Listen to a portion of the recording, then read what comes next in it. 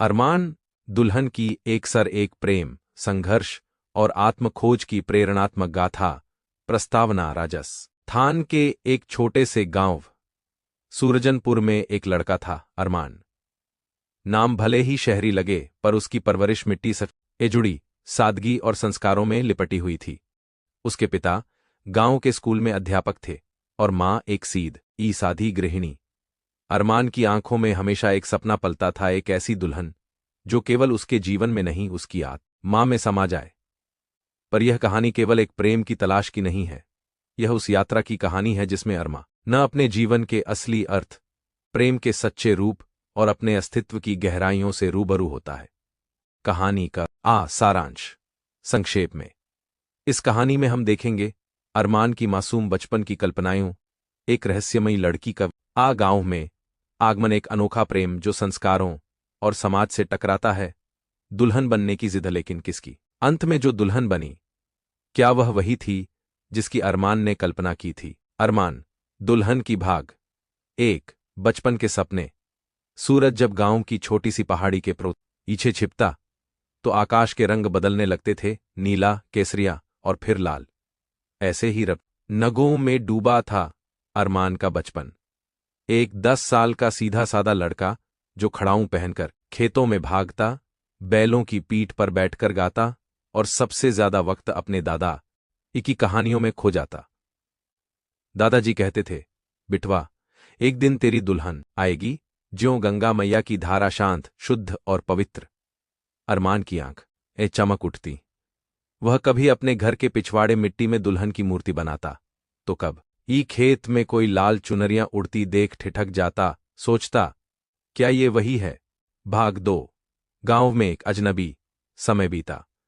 अरमान अब 20 साल का हो गया था, मजबूत कदकाठी, आंखों में चमक और दिल में सपना लिए।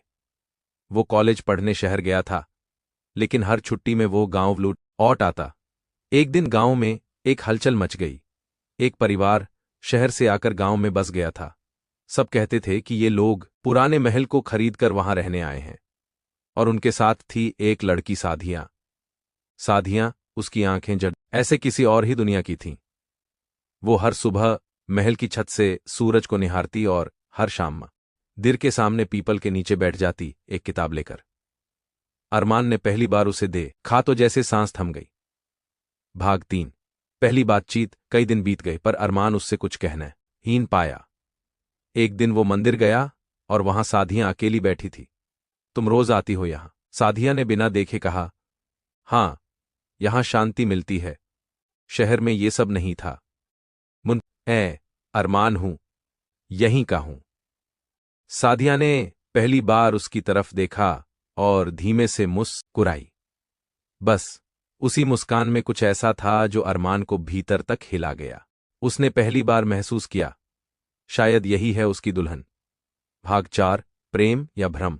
दिन बीतते गए। अरमान और साधिया की दोस्ती गहराने लगी। दोनों साथ साथ खेतों में चलते, नदी किनारे बैठते और कभी कभी मंदिर में घंटों बातें करते। एक दिन साधिया ने पूछा, तुम्हें कैसी दुल्हन चाहिए?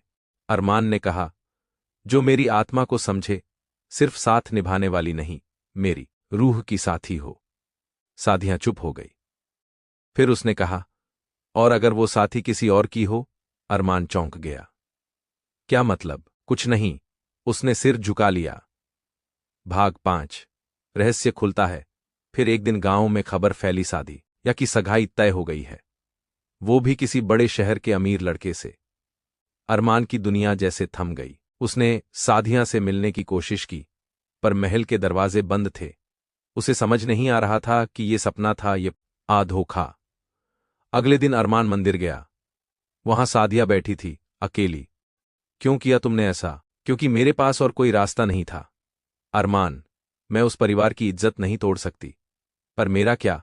तुम मेरी आत्मा के साथी हो। पर कभी कभी आत्मा भी चुप हो जाती है जब जिंदगी जरूर से चिल्लाती है। भाग 6। टूटे सपनों की राख में। साधिया के चले जाने के बाद अरमान जैसे खो गया था। गांव का हंसमुख लड़का अब चुप रहने लगा था। खेत, मंदिर और यहां तक कि दादाजी की कहानियां भी अब उसे खोखली लगती थीं। रात को जब सब सो जाते अरमान अकेला छत पर बैठा आसमान से बातें करता। उसकी आंखें पूछती थीं, क्या सच में वो मेरी दुल्हन नहीं थी?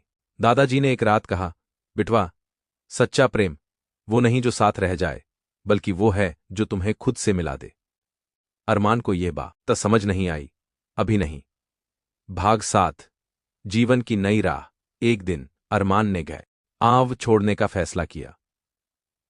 मां, मैं अब शहर में नौकरी करना चाहता हूं, उसने कहा। बेटा, तू जो चाहे कर, पर खुद को मत खो देना, मां ने सिर पर हाथ फेरते हुए कहा। शहर में अरमान ने एक एनजीओ में काम करना शुरू किया जाए।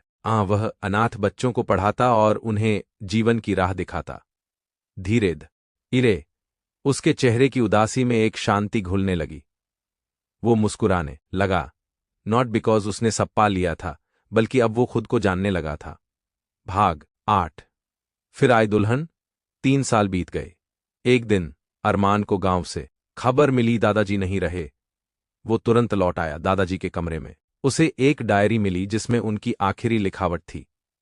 अरमान, तेरी दुल्हन वो होगी जो तुझे तेरे ही भीतर से जगाएगी। वह तेरे आंसुओं को प्रेम में बदलेगी और तेरे अकेलेपन को शक्ति में। उस रात वह पुराने मंदिर गया जहां कभी साधियां बैठती थी, और वहीं उसे एक नई लड़की दिखी, सादगी, शांत मुस्कान और गीली आंखों वाली। आप अरमान हैं? उसने पूछा। हाँ, और आप? मैं अवनी हूं, दादाजी की शिष्या। वो मुझे यहां बुलाते थे कभी कभी। भाग 9, अवनी, नई शुरुआत। अवनी, जो एक स्कूल में